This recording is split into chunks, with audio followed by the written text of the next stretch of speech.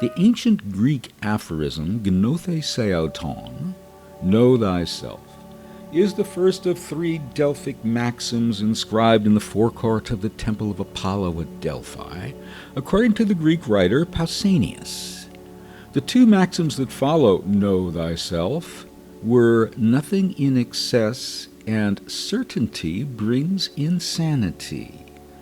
The Latin phrase, know thyself, is given as nosce te ipsum.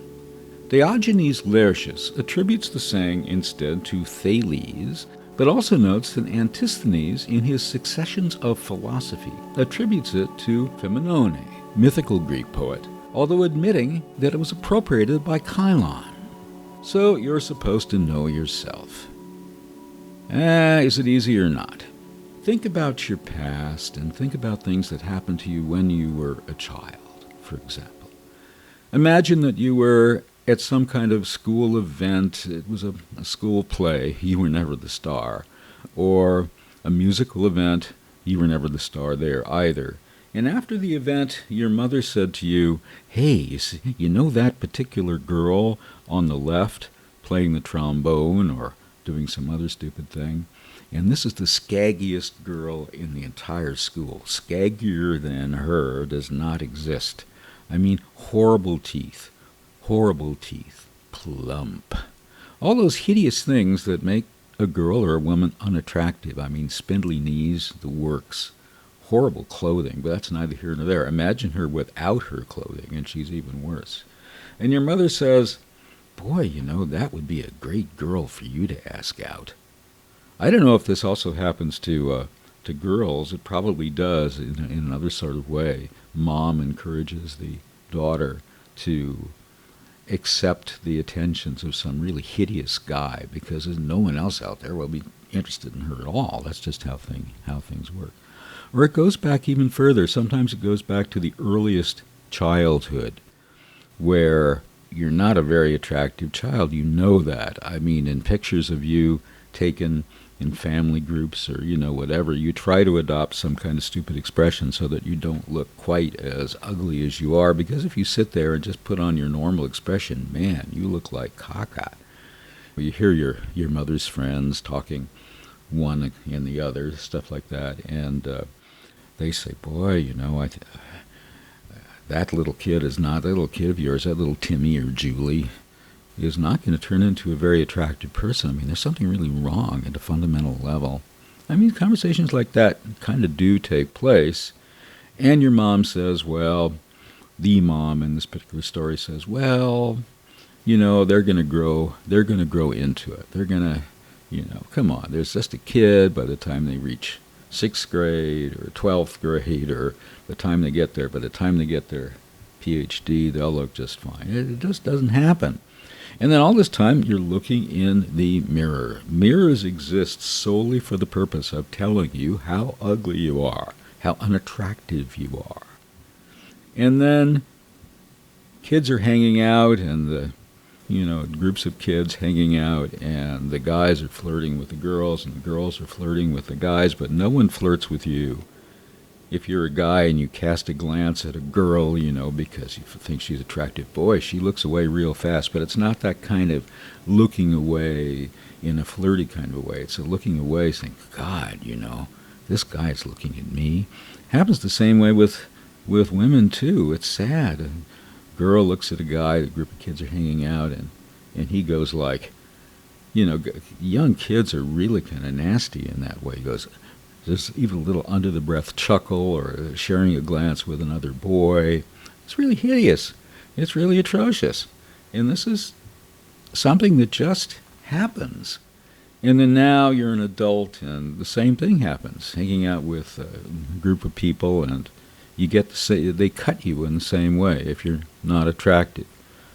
A guy looks at a woman and gives her a kind of appreciative look, and she looks away real fast. It's not as if there's any interest at all. And women have a way, as we discussed in our previous episode, of signaling to men that they're not interested, and that's just how it is. And women do the same thing.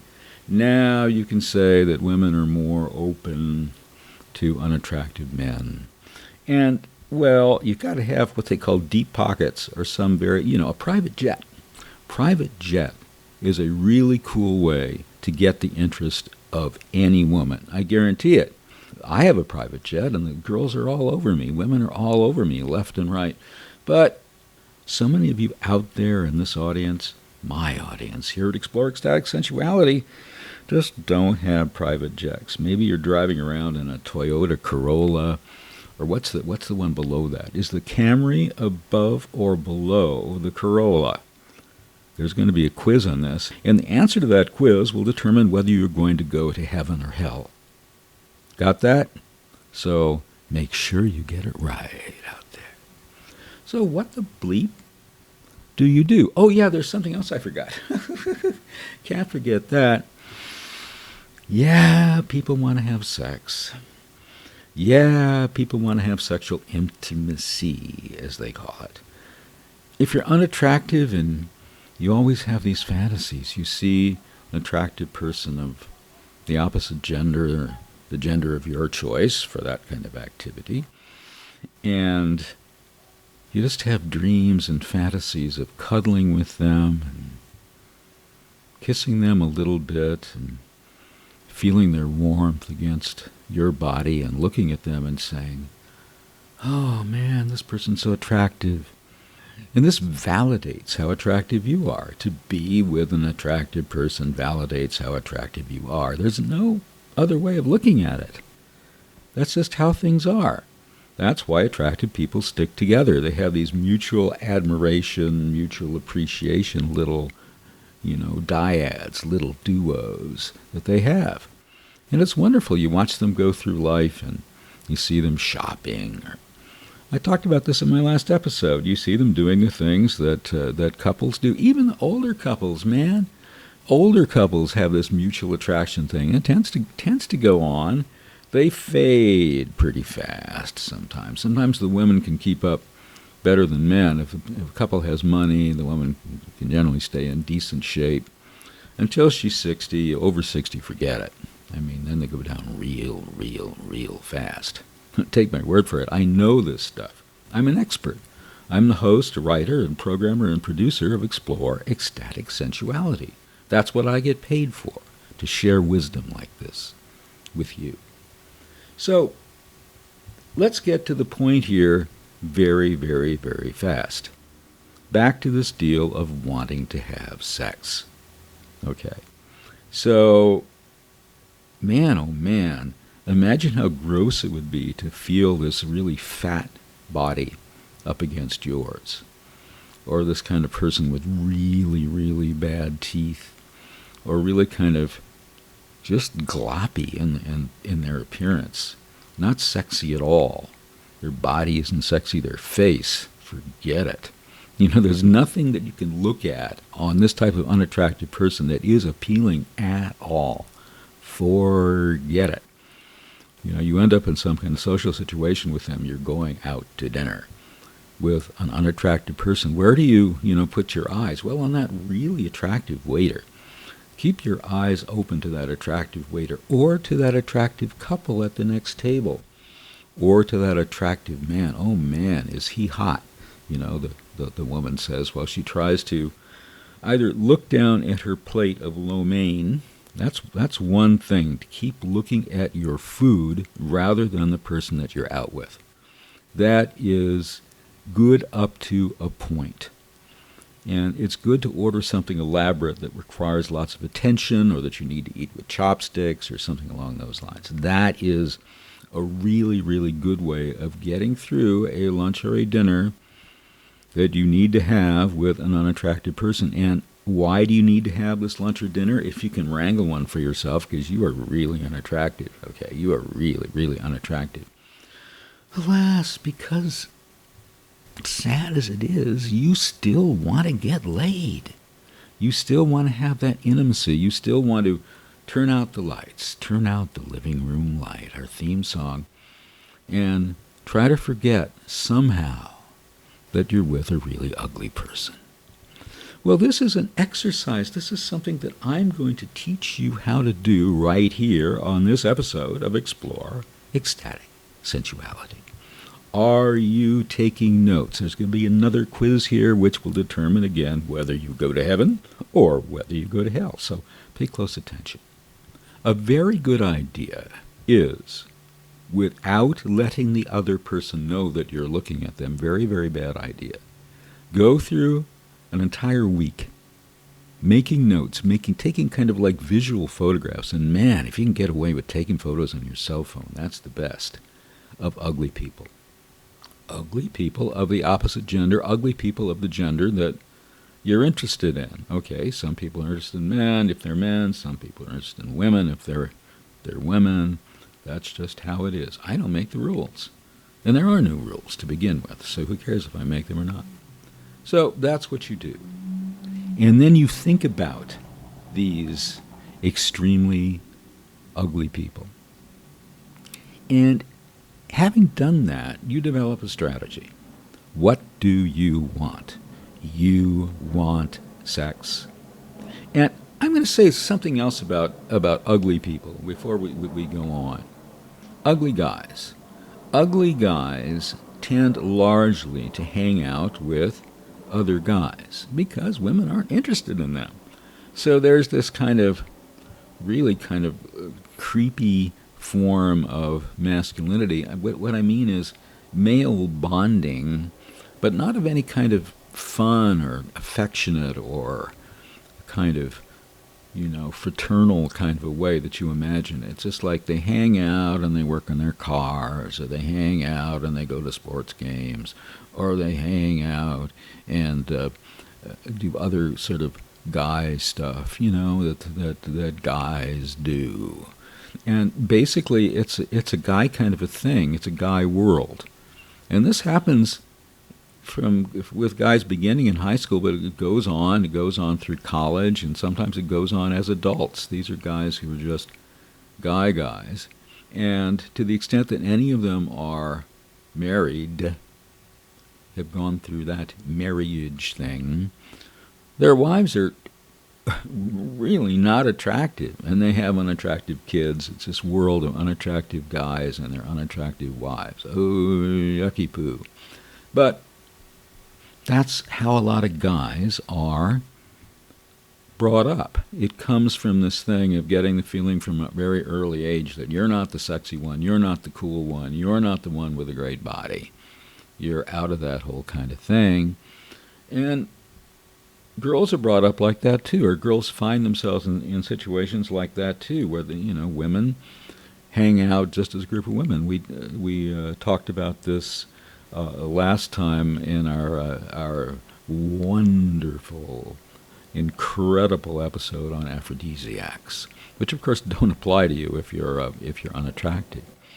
The Tradone Soli, the Cesare Pavese novelette. Women by themselves. And women grow up like this. Sometimes they become office workers or store clerks or whatever that they become, and they live in this world of women. And what they do for sex, I'm not even going to bother with thinking about that. It doesn't interest me. So these two parallel groups of people who live only among their own gender. I don't feel like being sad for them. It's just not. I'm not in the mood to feel sad. I'm in the mood for giving you some good, solid advice here this morning on Explore Ecstatic Sensuality. One thing that you need to bear in mind, it's very, very important. You want to have sex with someone, but you do not want to have a relationship with another ugly person. They will make you feel ugly 24/7. You will wake up in the morning and look at them and you will realize how ugly you are. They will come home from work and you will look at them and you will realize how ugly you are. The whole deal is depressing. It will lead you into all kinds of bad stuff. Alcoholism, drugs. Even worse, you'll need psychotherapy. You'll need all kinds of stuff. And then people prattle on about, how you should love yourself. That's a solution to everything. If you're ugly, how do you love yourself? That's tough. Well, think about the good things about yourself. It's like bleep. It doesn't really matter. If you can't have love, if you can't have sex, if you can't have intimacy, what does any of that matter unless you have a private jet? The private jet deal is what really will solve all your problems. So go out and get it. Make big charges on your MasterCard and Visa and Discover and all the other ones that they're coming up with every day, and get that private jet right now, baby. That's my advice to you. So, you want to get laid, but you don't want to have that person in your life. Well, this takes us back a little bit to our extremely popular episode on casual sex, hookup sex, booty calls, drunk dialing, all that kind of stuff, which has had I can't tell you how many views it goes up every day and how many listens it goes up every day. And that's this whole notion of hookup culture that originally developed among college students, I don't know, maybe 20 years ago, is really good for you if you're an ugly person, because so many people out there, just like you, don't want to have relationships, or they're waiting to have a relationship until they find their true flame, as one of my guests has said on this podcast. They don't want to do anything else. So the idea of having a one-night stand with someone is no longer some kind of hideous kind of thing that brands you in some way. And by the way, don't worry about how you're going to be branded. You're ugly anyway. You've been branded as ugly, so anything else you do is just hunky-dory. Go about your own way. So, once again, repeating, the objective. It's important in life to have an objective, and your objective, your personal objective, is to get laid, have great sex. And here, we got to tell you, we did a superb and also very popular episode on sexual fantasies. Go look for it, because it's amazing how many people, even if they're with their regular intimate partners, are fantasizing about somebody else. It ain't rare. It ain't unusual. It's bleeping normal. So the important thing is be prepared. If you find yourself in an intimate situation with an unattractive person, get your fantasies ready. Prepare your fantasies in advance. Don't assume that they're just going to come to you because, being with this very unattractive person in bed, if I may go so far as to say that, is going to be a real turnoff. You're going to be so turned off, I can't tell you. So get your fantasies going. Get those fantasies revved up in advance. So you don't have to not only look at this person that you're with, you don't have to even have in your head that you're with that person. In your mind will be a beautiful woman, a handsome man, the Sports Illustrated cover girl. They still have those. The supermodel. And for a guy who's supposed to be sexy, nowadays they're telling us that Vladimir Zelensky is the most handsome man in the world. He's on the cover of Vogue. So if, you've gotten this unattractive guy in bed, forget about him and imagine that you're with Vladimir Zelensky instead. Man, what a turn on. So that's what you do. And the important thing, if you succeed in this enterprise, is to make certain that they don't get any ideas about you. Now, the important thing is that even ugly people want to be with beautiful people. So this person, after you've had sexual intimacy, is going to open their eyes and say, oh, bleep, I've just had sex with this intensely ugly person. Oh, bleep, I sure hope they don't develop any ideas about me. That's a fun expression. I hope they don't get any ideas about me. Translation, I hope they don't think that I'm going to want to marry them and have 6 children with them and end up in a retirement home somewhere or in a retirement trailer park with them someplace 50 years later. That's not what they're going to want to do. Because they have fantasies too. You're like a stopgap measure for them. You're like an emergency measure for them. It's like the supermarket has run out of every brand of coffee that is vaguely tolerable, and there's this kind of really, sleazy, crappy off-brand coffee that you're forced to buy because everything else is gone, and you don't look forward to drinking it, but you need that shot of caffeine in the morning. You're going to need that shot of caffeine in the morning, even if it tastes like bleep. So that's the whole deal. That's what you got to do. It's really the important thing of having a strategy. It really, really is. Now let's just take a moment to say that, well, Mr. Sensuality, you're telling me all this stuff. Why aren't you telling me the usual stuff? Why aren't you beginning by saying, love yourself? That kind of stuff. Why aren't you beginning by saying, look at your good parts? Look at what's attractive about you. You really have an attractive little mole 3/4 of an inch above your left eye, and that's going to be a real turn-on for someone.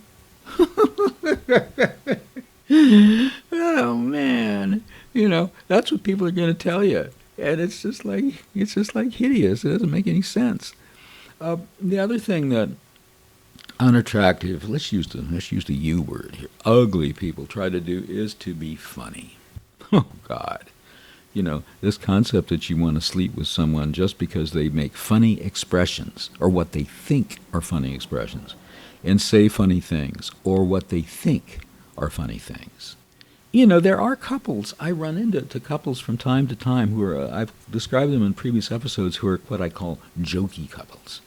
Couples who go through life joking with one another, and sometimes they're really unattractive people who stick together on the basis of being jokey. I don't put that down. Maybe that's a good deal for unattractive people, to be unattractive, jokey couples. Of course, then again, there are unattractive, boozy couples. They get together, they stay together, and they drink. Drinking is a thing that makes the other person look maybe not so bad. It all gets kind of blurry. They're, unattractive alcoholic couples. Happens all the time. Really attractive, beautiful couples aren't the alcoholic couples. The alcoholic couples are the ones to whom the U word applies. These are pitfalls and dangers of this whole business, this whole notion of getting laid if you're unattractive. The other thing that men do is to pay for it. And I'm not going to go through the dangers of that here either. Now, I have a great deal of respect for sex workers. And in point of fact, a major reason that sex work exists as a profession, as an occupation, as a mode of support for individuals is unattractive people. They keep the sex work business going and have done so since the dawn of time, or even before, even the 4 a.m. of time, way, way, way back there. That's what sex work is all about. Sex work isn't for really beautiful people. Okay, I'm going to stop here. There are attractive, very attractive men who want to do really kinky things, and I'm all for all kinds of sex. All kinds of sex. I don't put any particular thing down. But say a man is in a relationship with a woman who does not dig S&M or bondage. Again, casting no judgments, saying nothing against those things. It's for you to decide. And your decision as to whether S&M and bondage is good or bad will determine whether you go to heaven or hell. Just remember that. Don't ever forget it. So, if you're a guy in a relationship with a woman of any sort, say you're in a relationship with a plain woman, prostitution is a good thing for you. Say you're in a relationship with a beautiful woman, and you want to do S&M, or you want to do some of those other things that people do, the sort of stuff that former President Donald Trump was supposed to have done in Russia, according to certain information. which has since been discredited. After all, Russians would never do anything like that ever in the world. And neither would former President Donald Trump. So, if you're someone who wants to do things like that, then sex workers can provide those services. But bear in mind that sex workers deserve total respect. So do not go to a sex worker assuming that they are going to want to do something that they do not wish to do. One thing about unattractive people is that they really appreciate being humiliated. Being humiliated in a certain way is good for them because it validates their unattractiveness. It makes them, how can I say, unattractive people feel shame and guilt for being unattractive. It's just the truth.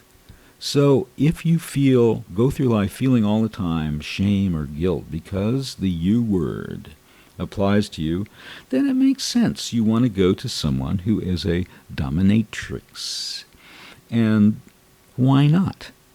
If that gets rid of some of your negative psychology, then do it.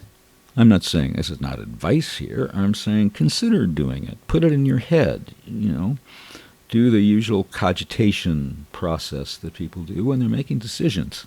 And what that is, I have no idea. I'm not going to explain that to you. I'll explain that to you in a future podcast. And if that makes you feel good, if that is a version of sex that is the version that you need to have sexual gratification, then yeah, do it.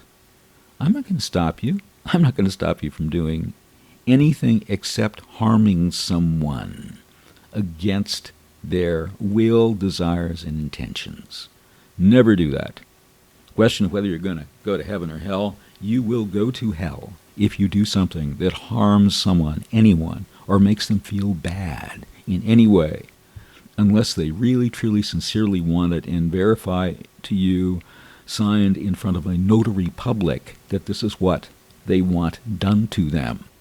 And make sure that that notary public also has a degree in psychiatry from Columbia University and postdoc work at Harvard. Okay, that's what you have to check out. So, this is my little discourse, which I've been promising my listeners for a very long time on this podcast, because it's important. There's so many of you out there who are listening who don't have a chance. This is a horrible expression that they used to use, which is really racist and hideous, who don't have a Chinaman's chance. Yeah, they used to say that. Who don't have a Chinaman's chance of getting laid. Think about it. Hideous. Horrible thing to think about. Or who don't have a Chinaman's chance of getting laid unless you're President Xi Jinping. How many private jets do you imagine he has? Unbelievable. Even to think about. Of course, they're all owned by the state, so that makes things a little bit different.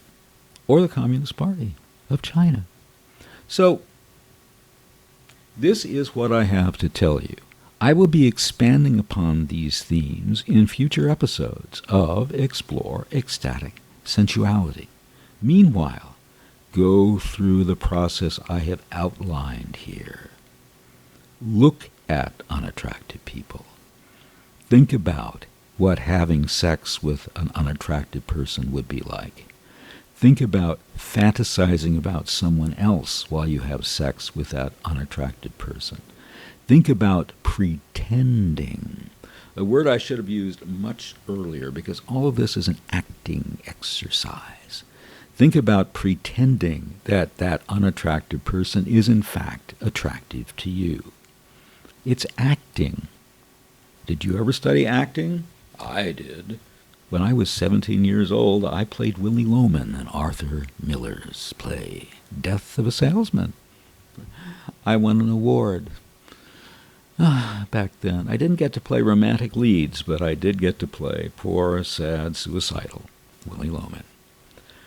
These are things to do, and if taking acting classes or workshops helps you to improve your acting skills, then by all means do it. yeah, you're going to get cast, even these little workshops or improvs, as an unattractive person. Well, you've been playing the unattractive person your entire life, so that's not going to change anything. Accept those roles. Hone your skills. In an acting class, you will be required to look at other people and give them the eye. Pretend that they're attractive in various ways. Pretend that you're even in love with unattractive people in acting classes. Or, what's probably worse, pretend that you are in love with attractive people, which you know will never happen to you in your entire life. So acting classes are great. And look around for a good one in your area. And remember that you're going to be surrounded by people who are very egotistical and very narcissistic, word we haven't used thus far. Man, if you're unattractive, you are the opposite of a narcissist. That's the good news. I haven't had a lot of good news for you characters out there today, but you'll never be narcissists. See, there's got to be something in this good for you. So in this acting class, you're going to be surrounded by people who are narcissists and who think that they're God's gift to the acting profession, that they're the next Tom Cruise. Oh, he's so way out of date. He's like, what, 60 years old? God, that's hideous. Imagine being 60 years old. I can't even think about it. It's like so far in my future that it's beyond any conception. It's incredible. Imagine being in a relationship with someone who's 60 years old. Oh my God. I think people are in their prime. Women are in their prime, in my opinion, in their mid-30s. Because by the time they reach their mid-30s, they've dealt with all this stupid guy stuff. These guys are so much into their motorcycles and their idiotic activities, preening and in the stupidest ways, and they used to use the word macho. I don't hear macho so much anymore, but in this particular generation, people born in this century or shortly before, what do they call these people? Millennials or Gen Y, or there's a different name every day. Post-millennials, or whatever they call these people. And the word macho isn't so big anymore. They're kind of techies, right?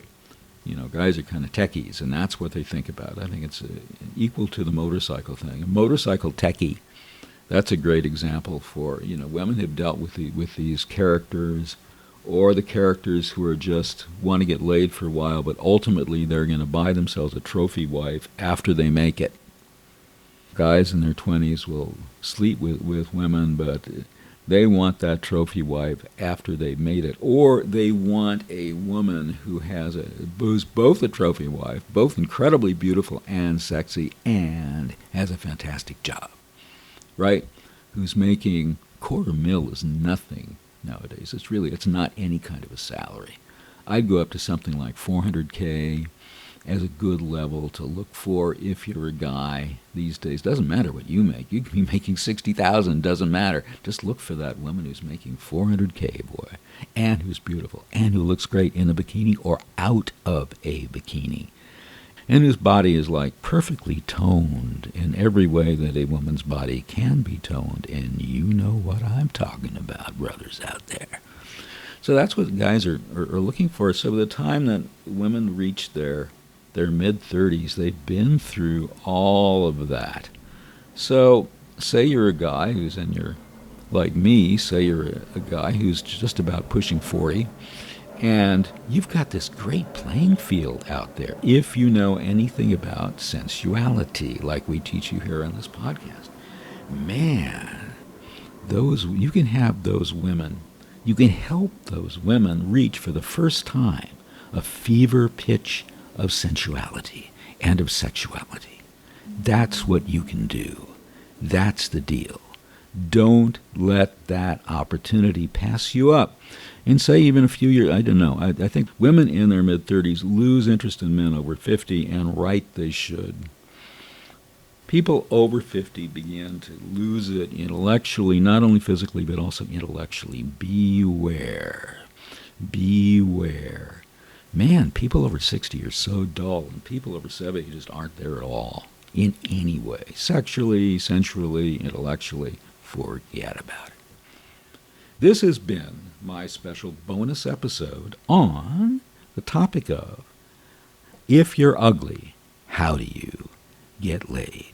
The guide for the ugly person to get laid. I hope you've enjoyed this podcast.